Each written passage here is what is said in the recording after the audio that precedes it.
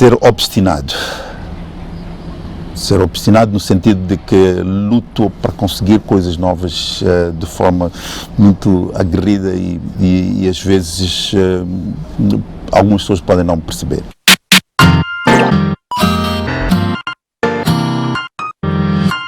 A saudade do meu pai. Meu pai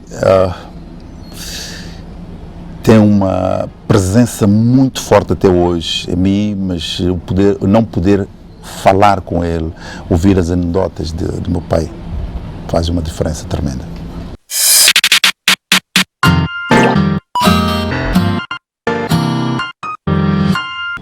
É a minha personalidade. Eu queria ser melhor do que sou, mas eu acho que conquistei alguma coisa ao longo da vida que me tornou uma pessoa com sentido de liderança, que eu acho que eu gosto da forma como olho para os processos, gosto da forma como olho para a vida. Uma comida? Uma matapa com caranguejo, se for feito pela minha mãe, melhor.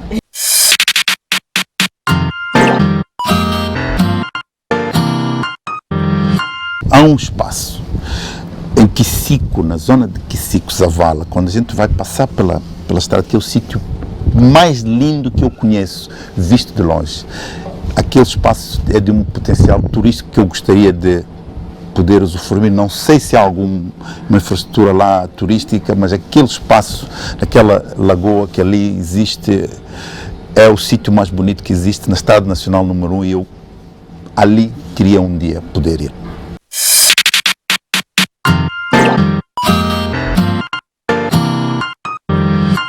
Indulgência. Indulgência porque todos nós temos que aceitar o outro tal como ele é e temos que ser indulgentes um com o outro. Por mais perfeitos nós pensemos que possamos ser, o outro tem sempre uma palavra, tem uma ideia diferente, uma forma de pensar diferente. Temos que ser indulgentes uns com os outros.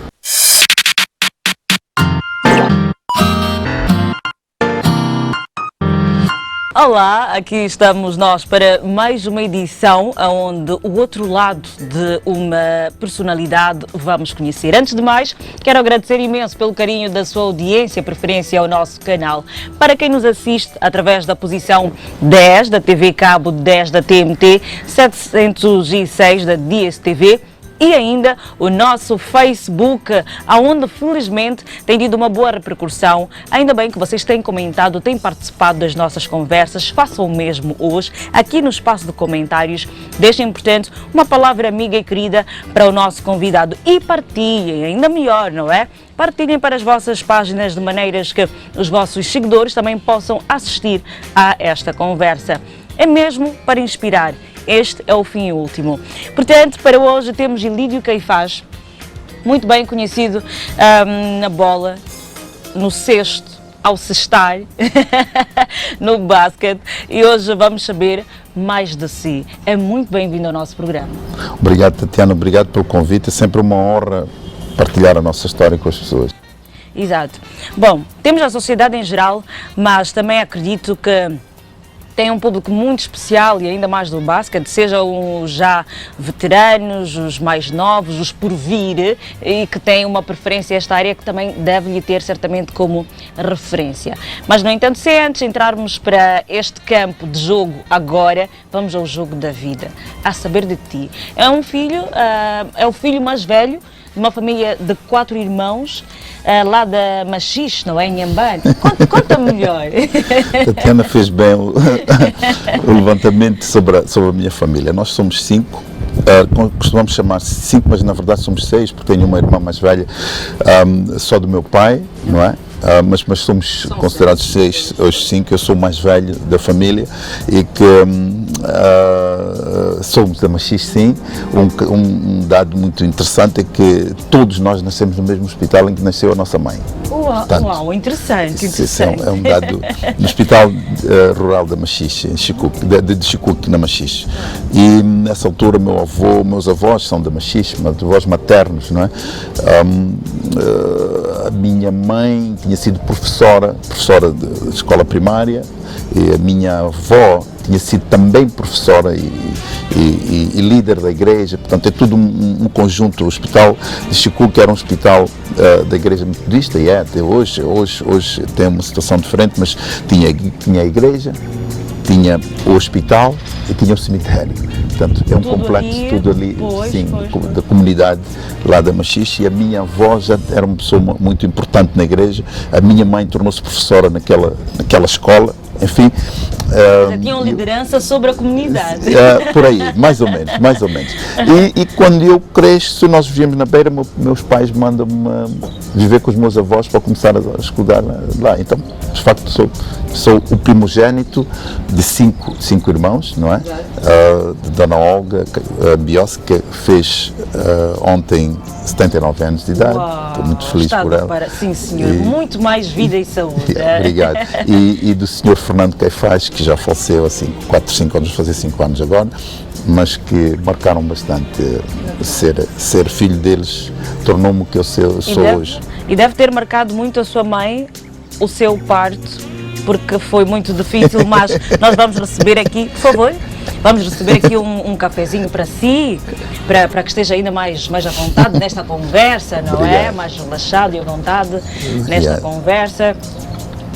Portanto, soube mesmo é que o parto de Emílio Caifás foi nada fácil para a senhora Olga, foi nada fácil. Foi tão difícil que há uma história que se conta na minha família, que diz que há uma tia minha, que é a irmã, que hoje é minha madrinha de casamento, e irmã mais nova da minha mãe, que é Nália Pataguane, Biossi Pataguane, que ela diz que eu fiquei a dever durante muito tempo um leitão, porque quando a minha mãe vai para o hospital, no dia 24 de dezembro,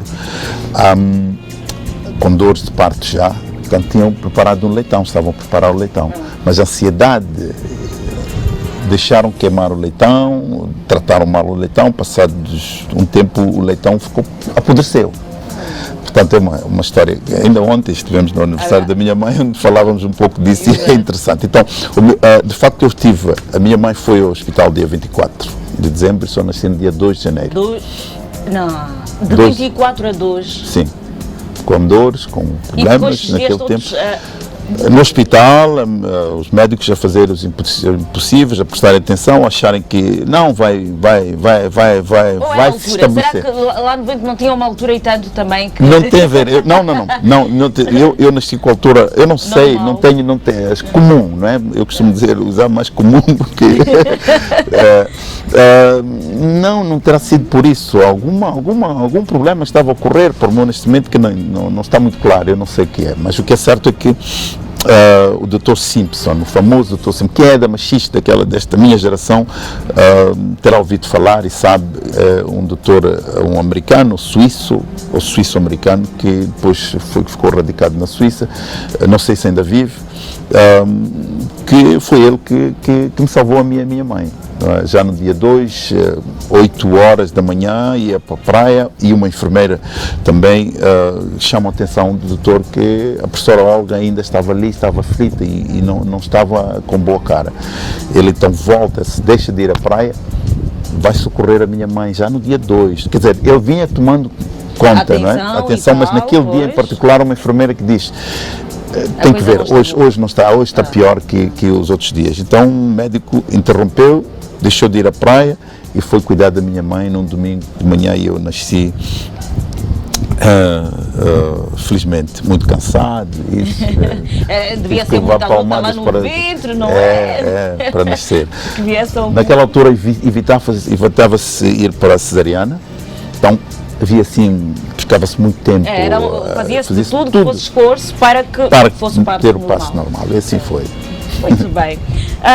Portanto, nesta família de 6, mas no entanto 5 dos mais próximos, do agregado mais fechado, a escola, o processo de crescimento, a escola, soube inclusive que percorria metros e metros, se não 2, quilómetros a pé para que chegasse ao destino da escola. Eu fiz esse roteiro com os meus filhos mais tarde, levei-os de carro. Disse, olha, era aqui onde nós morávamos, na casa do meu avô, uma casa enorme, grande, já na Mexixe, muito bem tratada, muito grande, com casa de banho dentro.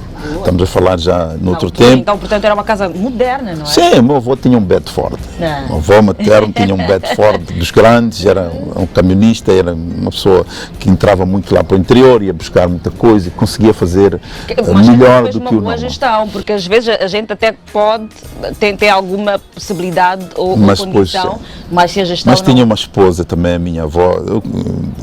A minha avó era uma pessoa espetacular, que não deixava falhar nada em casa. Aliás, ela como professora, ela que ensinou o meu avô, portanto, deu aulas em casa particulares, até ele fazer a terceira elementar e fazer a carta de condução. Portanto, esse é o lado materno muito forte que eu tenho, da mesma maneira que tenho um lado paterno muito forte também, mais para o interior de Inhambane. Mas este episódio da distância, de facto eu comecei a estudar aos 5 anos e tinha que fazer um trajeto mais ou menos longo da casa dos meus avós para a escola, que era a escola de Jerusalém, que fica mesmo depois do hospital de Chicuque. Portanto, nós vivíamos em Manzi, que é perto da antiga Wanela, da Teba hoje, ali nas cercanias. Quem conhece Machixe sabe bem o que é que eu estou a dizer. Portanto, fazia esse trajeto por dentro, por interior, a pé, sozinho, aos 5 anos, para lá eu levei.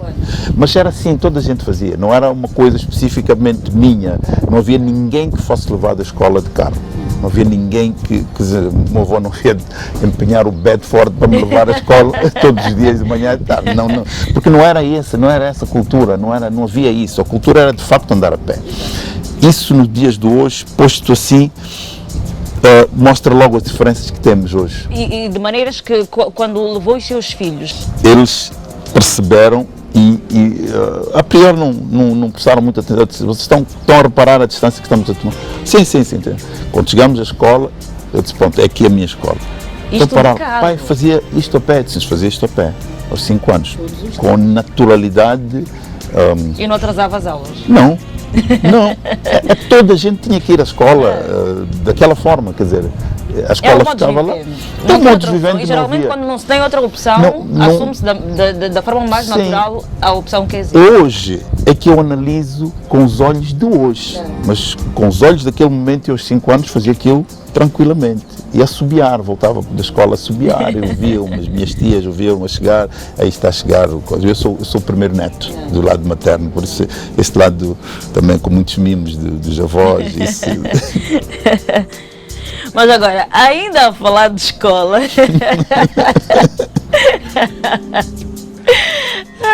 isto é engraçado. É engraçado de alguma forma, é engraçado porque ao menos a razão, por favor, está à vontade com o café, se não arrefece. Assim. Obrigado. Vou tomar porque a razão, ao menos, não foi por falta de inteligência, mas que chumou, reprovou na primeira classe. Essa é a minha história, com alguma graça, mas de muita aprendizagem sobre coisas da vida. Quer dizer, eu aos 6 anos estou na primeira classe, sou o único aluno que fala português, praticamente o único aluno que falava português na sala. E muitos falavam a língua local? Sim, falavam entre o Gitonga e o Shitso, mais o Gitonga. Eu morava na zona e falava, mas ainda a aprender, não é? Tenho 6 anos. E a influência para a língua portuguesa, para o bem falar da língua portuguesa, foi de família, foi de casa? Foi de família, de casa, mas os meus pais nós vivíamos na Beira. Eu nasci em Inhambane, mas vivíamos na Beira. Portanto, esta história eu já disse umas poucas vezes. Na Beira havia uma cultura urbana de falar mais português do que havia em Inhambane. E nós, não sendo da Beira, originários da Beira, tínhamos ainda menos contato com a língua local, ainda que a tivéssemos. Eu percebo, falo Ndao ou Sena misturado, não sei o que é que eu falo, mas percebo. Quando eu vou para Inhambane, eu venho de um ambiente em que falo português de manhã, de tarde, à noite, dentro de casa. e vou para a escola, quer dizer, não estudei, comecei por estudar em Inhambane. Eu vou para Inhambane, o meu contexto em casa é português, falo português, mas todas as pessoas à volta falam o Gitonga. Isso deu-me uma coisa, aprendi muito. Aprendi a falar a língua da minha família, minha língua materna. Isso foi extremamente importante. Eu falei melhor que os meus irmãos, por exemplo, porque tive a vantagem de viver lá. Então, quando vou para a escola, eu tenho a parte da língua portuguesa já apurada, estabelecida. Era a minha primeira língua. Era materna. Era a minha língua materna, no sentido de primeira língua. Língua que se fala primeiramente na família. E eu estou numa turma onde tenho colegas que falam como língua primeira, línguas locais, como o Gitonga e Xidzo. O resultado disso é que eu estava adiantado e a minha professora, que era branca, portuguesa, tinha dificuldades em interagir noutra língua que não fosse em português. Exato. Mas o que é que terá acontecido então na primeira Para o chumbar é que ficou sem interesse. Perdi, eu hoje olho, estou a falar de um menino de 6 anos. Agora, hoje, como eu me olho naquela altura, não tenho muita certeza do que estou a dizer, mas eu sinto que ficou sem sentido, eu não havia desafio nenhum, era tudo simples, era tudo fácil e eu fazia o meu papel quase que como tradutor, intérprete na turma. E era muito simples, a professora falava, eu percebia tudo, fazia os trabalhos, enfim, era fácil. Então havia dias em que parecia que não valia muito a pena ir, porque e havia um aluno que eu não me lembro, eu gostaria que, se este meu amigo, não me lembro nem sequer do nome, eu tinha 6 anos, cujo pai tinha barcos de pesca, era pescador. Então calhava que eu passava por casa dele, ele morava perto do Hospital de Escuque. Eu passava por casa dele, então íamos juntos dali aquele trajeto até a escola. Nos dias que o pai tivesse vindo da pesca cedo, o barco estava ali, ele que sabia das marés, sabia tudo isso. Nós descíamos a barreira e íamos para a coisa, divertíamos no barco do pai. Eu tinha 6 anos, ele provavelmente devia ter 6 ou 7 também. Portanto, essa história marca-me particularmente porque perdi o ano, mas ganhei muito do ponto de vista da aprendizagem. Ganhei coisas como o que é fácil tem que ser feito mesmo assim. Mesmo que o teu objetivo seja andar à procura de coisas desafiantes, cumpre as coisas simples. Isso é das primeiras lições de vida. Uma lição de vida. Muito. Nós todos estamos à procura de desafios, queremos ser desafiados, mas cumpre as coisas básicas todos os dias, primeiro. E os desafios. E estas coisas aparentemente simples é que também dão mais, como é que eu poderia, mais estrutura, não é? Sim. Dão mais firme a estrutura toda. Sim, porque a sociedade é feita de coisas corriqueiras, de dia a dia, de lavar a boca, tomar banho, coisas básicas, sair para o trabalho, arrumar a cama, estar pronto para a vida, todos os dias. É assim que a vida é feita. Depois há desafios. O nível profissional que tu queres atingir tem que ser de acordo com as tuas capacidades, tens que trabalhar duro para chegar a outros patamares. Isso já é o segundo nível. Mas quem não cumprir as funções básicas terá algum desafio, digamos, ao nível das coisas mais importantes, não é? Terá alguma dificuldade em relação às coisas mais importantes, pelo que eu aprendi, essa lição aprendi logo no princípio, que não, o que é óbvio tem que ser feito mesmo assim. Depois, projeta-te para coisas mais complexas, mas não deixes de fazer o básico. Há muita gente que fica no básico. Portanto, aí também aprendi que não, o básico não é suficiente. Essa é a segunda lição que eu aprendi. Por isso eu tenho uma forma de estar na vida que é quem me conhece nos meandros do basquete, nos meandros profissionais do basquete, aquele que é mais popular se calhar, sabe que eu sou uma pessoa que gosta de desafios. Gosta de fazer coisas desafiantes, gosto de entrar em coisas interessantes. Ultimamente não tenho tido muitas coisas dessas, mas no basquete em particular, mas na minha vida profissional estou com desafios todos os dias. E um dos desafios que eu sinto que está a marcar-nos é o desafio do Covid-19. Como é que cada um de nós se posiciona face aos desafios que o Covid está a impor na sua vida.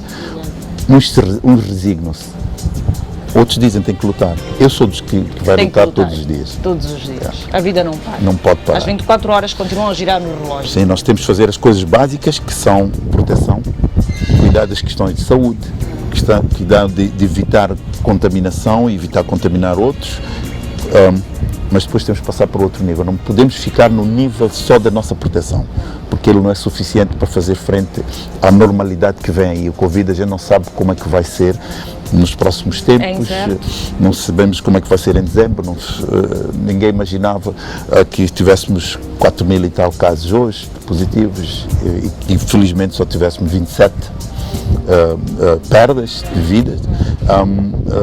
Não sei se em janeiro vamos ter 6.000 e mais 30 mortos, não sei, ninguém é capaz de projetar isso. Exato. Por isso mesmo, para mim o grande desafio é: ninguém apresenta estudos que digam como é que vai ser, objetivamente. Podemos prever picos aqui e acolá, mas como vai acontecer, de facto, ninguém faz. Então o que temos que fazer é sermos capazes de fazer o básico, o obrigatório, o mínimo, mas não parar por aí. Inventar soluções, trazer inovação, fazer coisas que nos ajudem a suplantar este momento.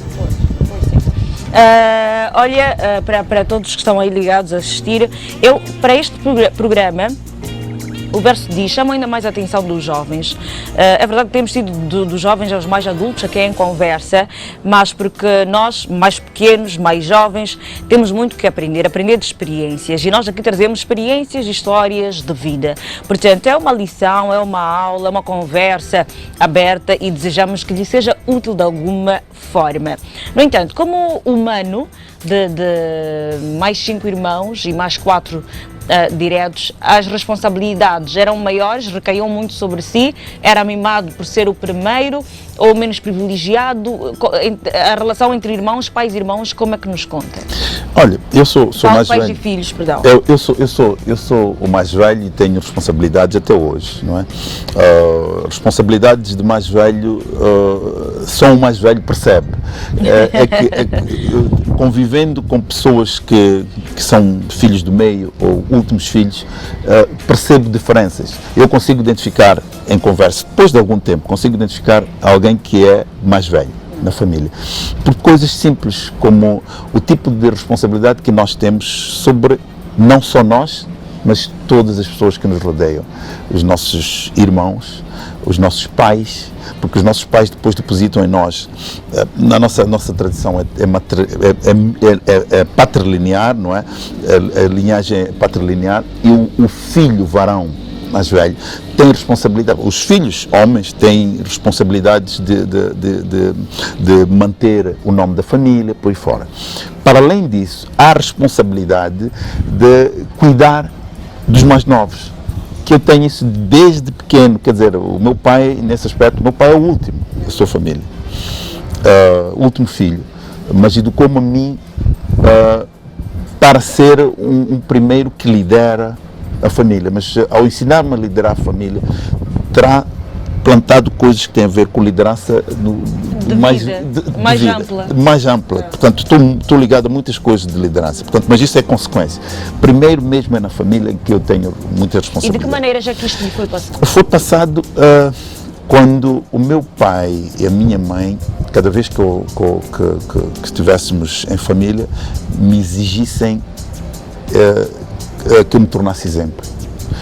Sentávamos para fazer os trabalhos de casa e eu tinha que ser exemplo de cumprimento de horário, de primeiro a levantar-se, o último a deitar-se, a olhar pelos irmãos, mas eles exigiam mesmo. Alguma coisa que os meus irmãos fizessem, cobravam a mim. Tu não estiveste atento, viste o teu irmão, porquê? O que é que está a acontecer? A tua irmã, não sei o que é. Lembro do episódio que as minhas irmãs reprovaram, elas jogavam basquete e eu também. A Márcia Caifás e a Adriana Caifás jogavam basquete, e nesse ano reprovaram.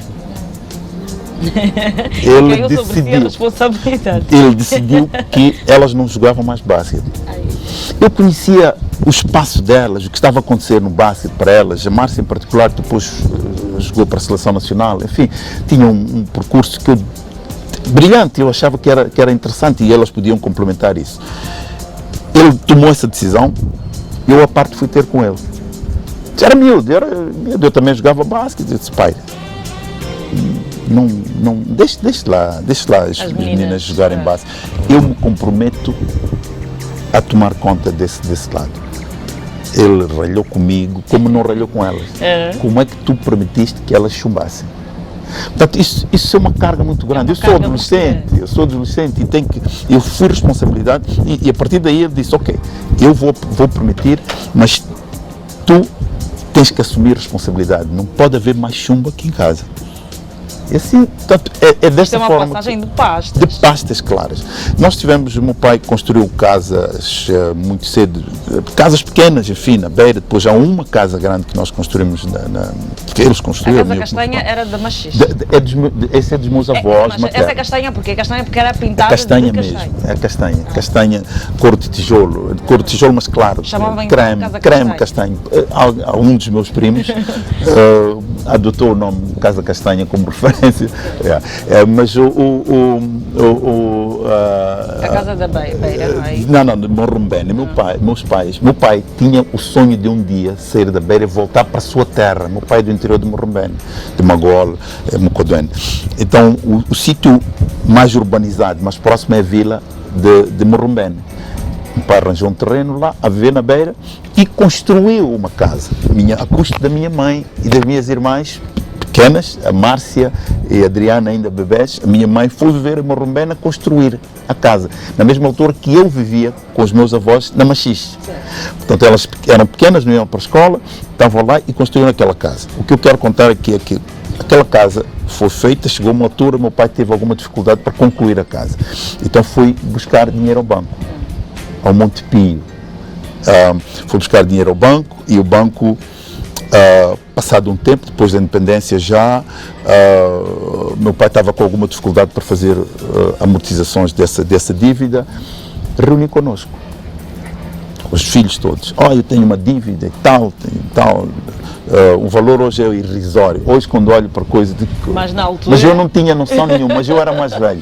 Meu pai perdia-me a mim e aos meus irmãos para nos pronunciarmos sobre como devíamos fazer. Se vendíamos a casa para pagar a dívida ou o que vocês pensam? Mas eu não posso ficar com esta dívida. Resultado final. E ele não pediram conselho a um irmão, a um tio? Não, foi para dentro da sua casa, meu pai, minha mãe e os filhos. Os meus irmãos eram pequenos mesmo, pequenos. Eu era o mais velhinho, mas o que é que devia ter? Devia ter 16, 17 anos. Eu tive que decidir, ajudar o meu pai a decidir sobre se vendíamos ou não. Eu não tinha informação suficiente. Dissemos não, por aquilo que nós conhecíamos da cultura da família, enfim, e do meu pai em particular, ficar em dívida era um sacrilégio. Meu pai não dormia. Disse, pai, melhor vender a casa. Também não vamos conseguir ter condições para viver em Morrumbene. A realidade hoje é diferente. Essa foi a análise, digamos, realista que nós fizemos. Vende a casa de Morrumbene e amortiza as dívidas. E assim fez. Vendeu a casa, amortizou as dívidas. E ficou em paz. Ficou em paz. Portanto, mas eu aconselhei, eu contribuí para essa tomada de decisão.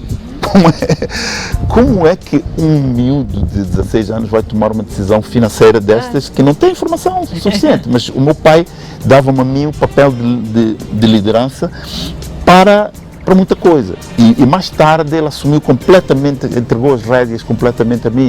E eu tinha que... Até hoje a minha mãe está habituada a qualquer coisa que ela pense ou queira fazer, liga para mim, filho, estou a pensar, mãe, à vontade, eu tenho que autorizar a minha mãe a fazer coisas que são dela, do interesse dela, muitas vezes. Portanto, as questões da liderança vêm dos meus pais, já desde pequeno. E hoje em dia se reflete em todos os aspectos, em todas as esferas da sua vida. E eu olho assim para a vida, para o resto da vida. Onde eu estou a trabalhar, olho para... Quer dizer, acabo entrando em processo de liderança de uma forma natural, é que portanto, ficou um defeito. Ficou um defeito. Um defeito cheio de qualidade, um defeito de muita qualidade.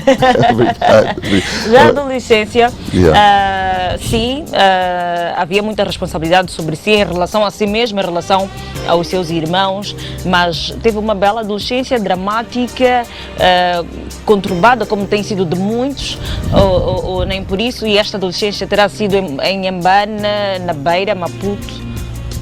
A minha adolescência já foi em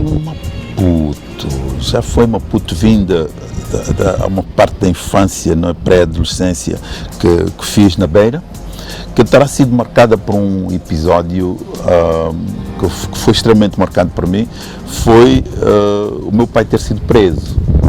Meu pai ficou 4 meses preso na Beira, eu era muito miúdo, tinha 11 anos, uma coisa assim, 11, 12 anos, e eu que levava comida para o meu pai, aos 11 anos. Portanto, todos os dias, e tivemos que ir pedir na escola, enfim, este episódio terá marcado. Mas depois disso viemos para Maputo. Por causa desse episódio, por causa das perseguições, o meu pai, os cunhados, os meus tios, convenceram o meu pai a deixar a Beira. Se deixa a Beira, porque há muita perseguição aí, enfim, o contexto na altura em que ele estava envolvido, enfim, ele foi absolvido passados 4 meses, depois viemos aqui para Beira, para Maputo. Em Maputo já tive uma adolescência muito básica, muito simples, de muito convívio familiar, extremamente rico em convívio familiar. Isso até hoje a família, a minha família preza por isso, por estes momentos. Nós convivemos sem precisar de ninguém de fora, de forma rica e abundante no sentido de emoção. Os nossos filhos, meus filhos, filhos dos meus irmãos, eles também vão vivendo. Fazemos uma comunidade muito interessante, muito forte, mas isso já vem de trás. Quando a gente vem para Maputo, eu nesta adolescência, mais uma vez a família materna, a minha família materna, parte da minha mãe, já tinha convívio entre os irmãos, meus tios, o meu avô que já estava aqui, os meus avós que já estavam em Maputo. Tinha um convívio muito forte em torno dos meus avós. Outra vez volto para aquele coisa, mas mais próximo, a família toda mais próxima, já não havia distância, Beira, Inhambane, Beira, Machixe e Maputo, estávamos todos em Maputo e então o convívio tornou-se forte. A minha infância depois dá um salto quando me recomendo a ir jogar basquete. Então aí muda. Portanto, o basquete não foi por paixão? À primeira vista, por exemplo? Sim, não foi à primeira vista, porque eu primeiro tentei jogar futebol. Era miúdo, no Farvé da Beira, um clube que eu prezo, eu respeito muito aquele clube, porque cresci ali ao lado do campo de Farvé da Beira e tenho muito orgulho disso. Então, depois tentei, não consegui, não tinha jeito, ainda era muito pequeno, muito franzino, muito pequeno mesmo, não tinha nenhum sinais de poderia ter algum físico que aguentasse. Era mesmo muito miúdo, 11, 12 anos. Não consegui, então refugiei-me no atletismo. Dei-me mais ou menos bem em corridas de meio fundo, 1000 metros. E depois é que entrei no basquete, já quando venho para Maputo. Depois que vim para Maputo, desporto era só assistir jogos de futebol.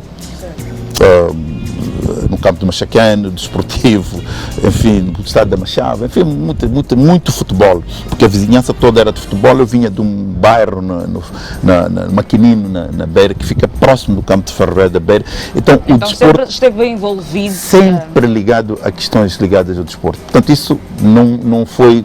Agora, o basquete em particular, eu tive uma pequena experiência, vi basquete um bocadinho quando vivíamos na Manga, no bairro dos Caminhos de Ferro da Manga.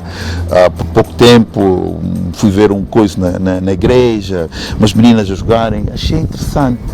Peguei na bola pela primeira vez, assustado, porque era miúdo que jogava futebol na rua, não tinha nenhum contato com basquete. Mas quando venho para o Maputo, começo a crescer muito.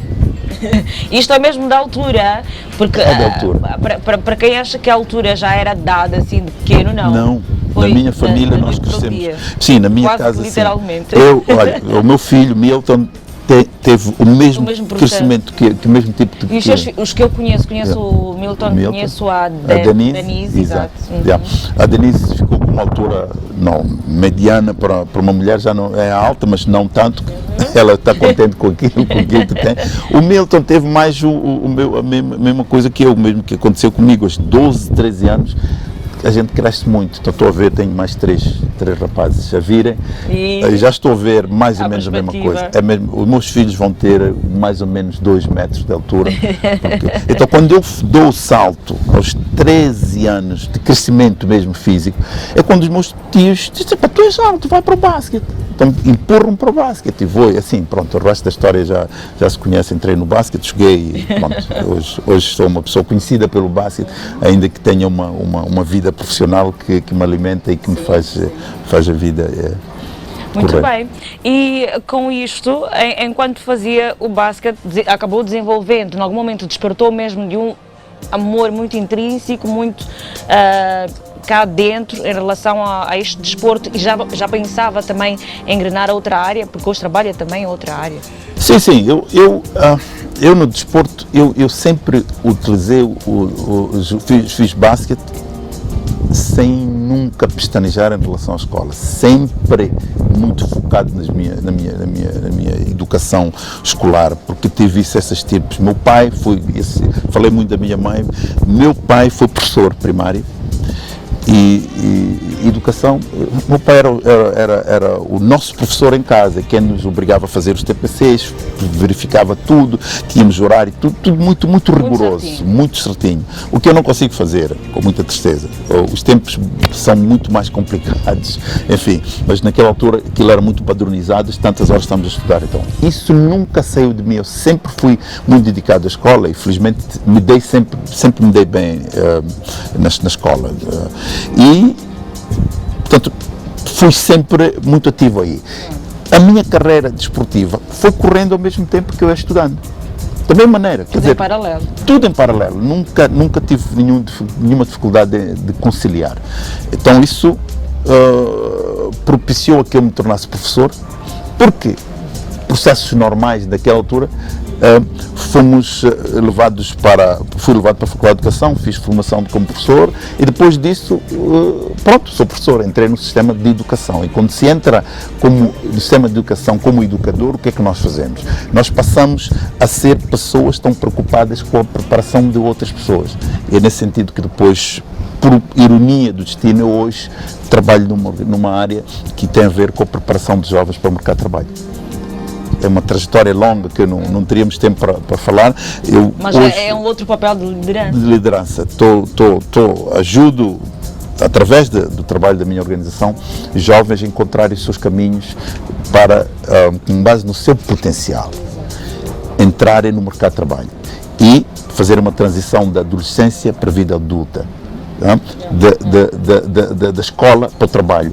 Esta ponte de transição desses dois mundos, portanto, desta transição, são essas pontes que eu crio com o meu trabalho. Já faço isso há muitos anos e trabalhei no Ministério do Trabalho, muitos anos, formação profissional, emprego, são as áreas que eu sei, marcaram-me até hoje. Entretanto, sou professor de língua portuguesa, que já não tenho exercido. Muito bem. Hoje casado, 5 filhos, não é? 5 filhos. Exato. Com muito orgulho.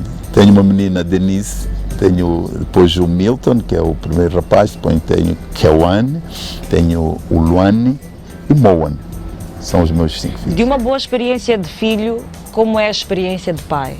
A experiência de pai é muito intensa, muito rica, porque eu tenho filhos que vêm da minha filha mais velha ao mais novo, uma diferença enorme.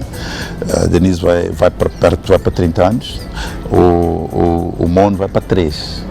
Então tenho esta diferença que me enriquece todos os dias. Eu conheço a vida dos jovens e conheço a vida das crianças. E procuro, quer dizer, os meus filhos não me deixam envelhecer, às vezes deixam-me mais estressado, porque com a minha idade já não tenho a mesma paciência que tinha. E outros aliviem. Exato, então, tenho isso. Então, mas a minha experiência é muito rica. Ver os meus filhos crescerem é uma dádiva de Deus. Eu acho que eu tenho a sorte de ter. Depois tenho a sorte de ter a minha esposa, que cuida muito bem de mim, para eu poder estar com sanidade suficiente para poder aguentar. E acredita nisto, que também as nossas relações relações mais íntimas, os nossos parceiros, as nossas parceiras, elas devem ser escolhidas também neste critério de nos trazerem alguma saúde amorosa, familiar e que vai criar também um equilíbrio profissional e social. Sem dúvida. É claro que a primeira atração natural, humana, sim, animalesca, digamos, não entra muito nisso, mas depois que a gente conhece a pessoa linda, maravilhosa por fora, que a gente vê e nos atrai, depois que começamos a conviver, percebemos que tem condições para vir a ser a nossa esposa. Foi assim que foi connosco durante muitos anos, estamos juntos há mais de 23 anos. E foi um conhecimento paulatino, devagarinho, até que nos casámos, fizemos filhos, enfim, e estamos aí. A Duzíria tem estado comigo durante este campeonato de cuidar dos nossos filhos e de cuidar dos nossos corações, e ela cuida bem do meu, graças a Deus. E do que aprendeu dos seus pais, o que é que passa para os seus filhos, e do que, por natureza sua, por suas vivências, sua forma de ver a vida, também passa para os mesmos. Os meus filhos ganham muito com o conhecimento que eles tiveram, até contato tiveram com o meu avô, com o seu avô, com o meu pai. O meu pai, a primeira coisa que o meu pai, uma das coisas que eu mais aprendi com o meu pai é ser hospedeiro. O melhor anfitrião que eu conheço na minha vida é o meu pai. Chega-se até hoje, porque isso ficou na família, chega-se à casa do meu pai, o meu pai recebe-nos. Se eu levo um amigo para a minha casa, levasse um amigo para a minha casa, meu pai recebia este amigo como se fosse um outro filho, igualzinho, tratava com uma simpatia, metia conversa. Portanto, isso eu transmito aos meus filhos. Vocês têm que ser bons hospedeiros, têm que saber acolher bem as pessoas amigas, as pessoas próximas que vos visitam, que vos chegam perto. E quando digo chegar perto, é com quem vocês convivem no dia a dia. Um bom colega, um bom amigo, para ser preservado. Um irmão, então se eu estou preocupado que eles cuidem bem as pessoas que não têm relações de sangue, imagina o que eu estou a dizer em relação à comunhão entre irmãos. E isso já vem também da minha família. E nós, entre os irmãos, somos muito unidos, né? Extremamente unidos. Tem muito, eu posso dizer isso todos os dias, muito orgulho da forma como nós nos entendemos. Tenho 2 irmãos fora do país, mas eles estão aqui. Ainda ontem estive a dizer à Adriana, que está na Austrália, que ela está na Austrália, mas ela vive aqui. Tem também o músico Cremildo Caifás. Está na Alemanha, não é? Está na Alemanha, músico profissional, virtuosíssimo. Espero vê-lo aí, se não fosse pelo Covid já cá estaria. Vai lançar o seu próprio álbum, o próximo álbum daqui a pouco. Enfim, é de um talento sem intervalos, sem espaços. Não dá espaço para ninguém. Portanto, há um pouco de talento em todos na família. O seu filho, o Milton, também apostou pelo basquetebol. Foi por sua influência? Foi, mas não foi... Foi natural, porque na minha casa uma das coisas que eu tenho eu convivo com o basquete de uma forma muito intensa. A minha televisão preferida é a NBA. Quando os outros canais todos não me dão nada e eu tenho tempo, eu ponho na NBA e fica por ali, dê uns jogos antigos ou novos, eu estou ali. E quando há basquete moçambicano, eu estou atento, vejo. E o Milton viu, ele nasceu, eu era jogador de basquete. Ele viu isso, eu levei-o pela primeira vez para ir fazer uns exercícios, a treinar um bocadinho comigo. Enquanto eu treinava com os meus colegas da académica, eu fazia uns dribles na linha de fundo e depois percebi que tinha alguns jeitos, meus colegas, o miúdo tem um jeito. Levei-o para o meu primeiro treinador, Alexandre Mata, que foi simplesmente aquele que depois quando eu comecei a jogar basquete, viu o meu potencial, ensinou-me a fazer coisas que um jogador da minha altura não teria muito espaço para fazer. Ensinou-me a bater a bola, a driblar, a passar como deve ser. Então levei-o para o Mata disse, Milton tem que jogar basquete. Pronto, a partir daí ele próprio ganhou gosto e já não tem controle sobre isso. Isto aí a levar a carreira e a levar maravilhosamente bem, a representar muito Graças bem, a Deus, não é? Nesta continuidade. Já no finzinho da nossa conversa, os maiores valores que leva para a vida, as pessoas também nos 5 dedos as pessoas que poderia também mencionar? Ou 5 é pouco? É muita gente, pouco, né? Também mas tem uns filhos, depois... É muita gente, gente. Mas eu vou começar assim. Eu acho que há uma pessoa que são 2. Portanto, o casamento da 1 mais 1. É verdade. O primeiro são os meus pais. Esse 1 mais 1, os meus pais são um pilar maior para qualquer coisa que esteja a acontecer, que tenha acontecido e que ainda poderá acontecer na minha vida. O segundo, hoje, a minha esposa, aquela que eu escolhi para ser a minha companheira para o resto da vida. Sim, eu e ela. Aí somos nós dois. O outro depois fica muito mais complicado, muito mais complexo. Porquê? Porque eu tenho muita gente que me ama. Eu, primeiro na minha família, terei dificuldade muito grande para dimensionar isso, para mostrar quem são. Então eu ponho um terceiro grupo, os meus 5 filhos. Para mim é uno, são os meus 5 filhos, a Denise com uma alma enorme, um talento enorme, uma cantora que as pessoas não conhecem. Eu já vi em alguns status da Chelsea a cantar. Sim, exato, a Denise canta lindamente. O Milton cantava tão bem como a Denise, depois deixou de cantar, eles chegaram a fazer um dueto para uma jazz choral. Portanto, isto poucas pessoas sabem, mas eles, depois, passado um tempo, Milton desistiu completamente, mas a Denise continua a exercitar a voz, é um talento enorme. O Milton com basquete que faz, que eu gosto muito de vê-lo jogar, o Kewane com um coração enorme, tenho um filho que é um espetáculo de uma pessoa amorosa, e com o talento que tem para jogar basquete, para dançar, enfim, coisas assim. O Luane, que é um rapaz muito aguerrido, muito competitivo. Estou preocupado porque é extremamente competitivo e eu tenho que saber como caminhar. O Mon, que ainda é pequeno, mas que é já um menino que mostra muita luz, muito interesse, muito amor com música, com coisas. Eu gosto muito que os meus filhos estejam ligados a coisas da arte.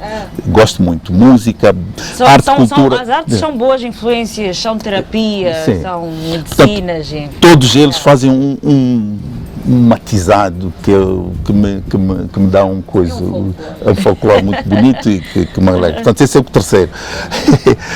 O quarto são os meus padrinhos.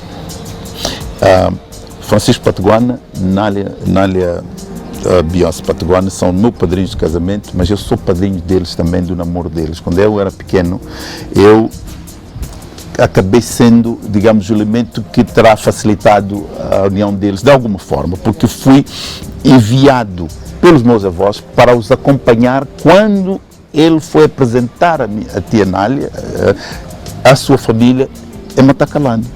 Portanto, eu era um menino de 5 anos que tinha que ir com eles para evitar qualquer coisa. Não sei o quê, não consegui evitar nada certamente, mas casaram-se, enfim, e mais tarde eu tornei-me a pedir para que se fossem meus padrinhos, afinal eles consideram-me a mim também o padrinho do casamento, do namoro deles.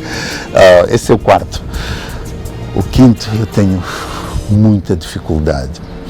Eu tenho muitos amigos, eu vou reservar a alguns amigos. Eu tenho um amigo que é o Carlos Alberto Niquis.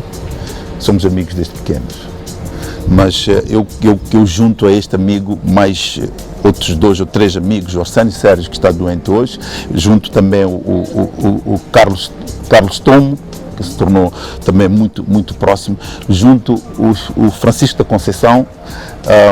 Estes são meus irmãos, são amigos e irmãos.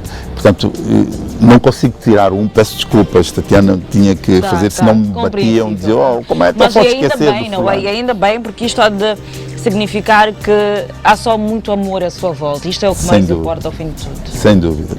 E terei deixado muita gente de fora, mas eu penso que estes representam um pouco de todos aqueles que eu poderia incluir nesta lista. Muito bem.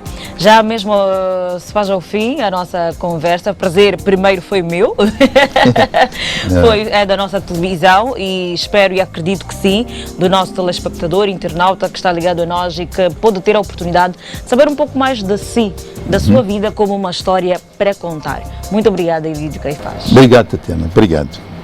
Bem-aja. Muito bem, desta forma realizamos mais uma conversa, conhecemos o outro lado, o verso, a outra página, desconhecida por muitos, mas que agora, portanto, dá-se a saber e que a mesma seja uma inspiração, um incentivo, enfim, alguma coisa que valor agregue a si e à sua vida. Voltamos para a semana e continue com a grelha da Média Mais TV.